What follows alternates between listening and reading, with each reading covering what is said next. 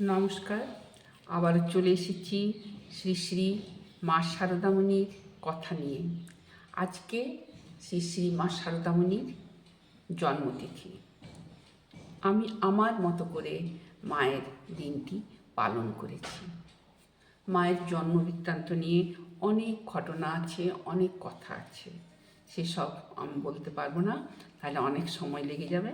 তাও যতটুকু জানি, জয়রামবাটিতে মায়ের জন্ম হয়েছিল। তার বাবার নাম ছিল শ্রী রামচন্দ্র মুখোপাধ্যায়, মা ছিলেন শ্যামাদেবী।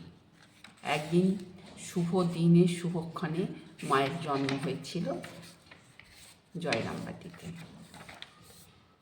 ক্রমে মা আস্তে আস্তে বড় হয়। বড় হয়ে তিনি তার মায়ের পাশে এমন কিছু বড় হয়নি, খুব অল্প বয়সেই তিনি বুদ্ধিমত্তার পরিচয় দিয়েছিলেন। তো সেখান থেকেই মায়ের জীবন শুরু। অল্প বয়সেই তার সাথে ঠাকুরের বিবাহ হয়ে যায়। তা ঠাকুরের সংস্পর্শে এসে মা নিজেকে খুব ধন্য মনে করেছিলেন এবং ঠাকুর মাকে জানতেন, তিনিও ঠাকুরেরই একটা অংশ।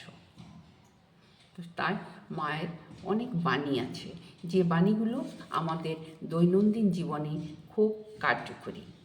মায়ের কথা সর্বদা স্মরণ করলে, মাকে ডাকলে মা তার মনস্কামনা পূরণ করেন। মা বলছিলেন, বাবা জানো তো, ঠাকুরের জগতের প্রত্যেকের উপর মাতৃভাব আছে। সেই মাতৃভাব জগৎকে বিকাশের জন্য আমাকে এখানে রেখে গেছে। আমি সত্যিকারের মা, গুরুপত্নী নই, পাতানো মা নই, কথার কথা মা নই। আমাদের যা কিছু সবের মূলে আছেন ঠাকুর, তিনি আমাদের আদর্শ। যা কিছু করো না কেন, তাকে ধরে থাকলে কোনো বেচাল হবে না। মানুষ তো ভগবানকে এখন ভুলেই গেছে, তাই যখন যখন দরকার পড়ে তখনই মানুষ ভগবানের শরণাপন্ন হয়। ঠাকুরকে ডাকো, তার উপর নির্ভর করে সব হয়ে যাবে। বিশ্বাসই হচ্ছে নিষ্ঠার মূল। বিশ্বাস নিষ্ঠা থাকলেই হলো। যেমন ফুল নাড়তে নাড়তে